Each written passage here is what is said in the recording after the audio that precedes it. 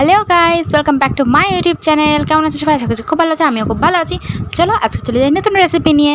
ময়দা নিয়ে নিল, তোমাদের প্রয়োজন মতো তোমরা নিয়ে নিবে, আর তার উপরে এরকম ঘি দিয়ে নেবে। আর মানে একটা কথা তোমাদের বলে রাখি, ময়দাটা কিন্তু খুব ভালো করে মাখতে হবে, ঠিক আছে? তো মাখার পর এটা এলাচ গুঁড়ো দিয়ে দেবে। এলাচ গুঁড়ো দিয়ে দেওয়া হয়ে গেলে নেক্সট যেটা দিতে হবে সেটা হচ্ছে মিষ্টি দই। দইয়ের ঠিক পরেই ব্যবহার করে নেওয়া হচ্ছে সেটা হচ্ছে খাবার সোডা। খুব অল্প পরিমাণে দেবেন, মানে যেমন ময়দা সব কিছু একটু পরিমাণ মতন দেবেন, আপনারা বুঝে নিয়ে দেবেন। আর তারপরে ব্যবহার করতে হবে পাউডার দুধ। লিকুইড দেবেন না, পাউডারটা দেবেন, তাহলে মাখাটা ময়দা যে মাখা সেটারও খুব ভালো মতন হয়। তো এখানে আপনারা দেখতে পাচ্ছেন যে সেরা করার জন্য পরিমাণ মতন জল নেওয়া হচ্ছে এবং চিনি দিয়ে দেওয়া হচ্ছে।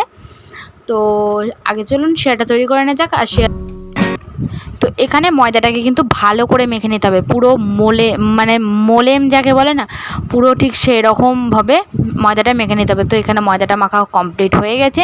তো আপনারা গাঢ়টা দেখে বুঝতেই পারছেন। আর ঘির পরিমাণটা যেন একটু বেশি থাকে, একটু সামান্য অল্প বেশি থাকে।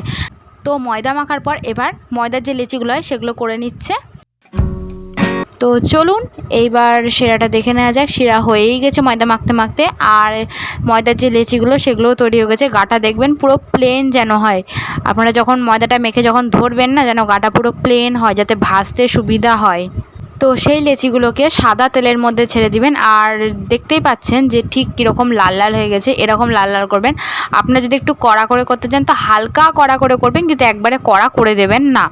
তো এখানে আমাদের প্রথমটা একটু হালকা কড়াই করতে চেয়েছিলো, তো হালকা একটু কড়াই করা হয়েছে।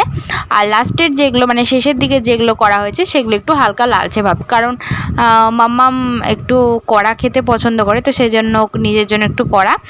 আর হচ্ছে আমাদের যেহেতু ফ্যামিলির সবাই একটু হালকাভাবে খেতে পছন্দ করে, তাই একটু হালকাভাবেই ভাজা হচ্ছে।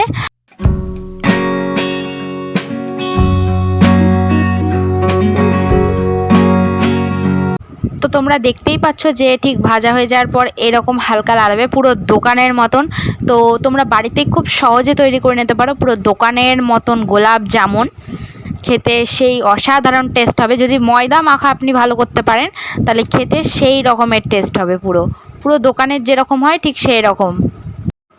তো পরিবেশন করার আগে মিষ্টিগুলো যে সেটাতে চোবানো হয়েছে ঠিক তখনই একটু গোলাপ জল ছিটিয়ে নেবেন, তাহলে সুগন্ধটা আরও ভালো হবে।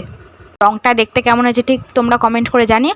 তো চলো আজকের মতন এখানেই, টাটা বাই বাই। দেখা হচ্ছে নেক্সট কোনো রেসিপি ব্লগে। যদি ব্লগটা ভালো লেগে থাকে, মানে রেসিপি ব্লগটা যদি ভালো লেগে থাকে, তাহলে একটা লাইক করবে, একটা কমেন্ট করবেন, সাবস্ক্রাইব করে সবসময় পাশে থাকবে। সবাই ভালো থাকবে, সুস্থ থাকবে। তো দেখা হচ্ছে নেক্সট কোনো ব্লগে, টাটা।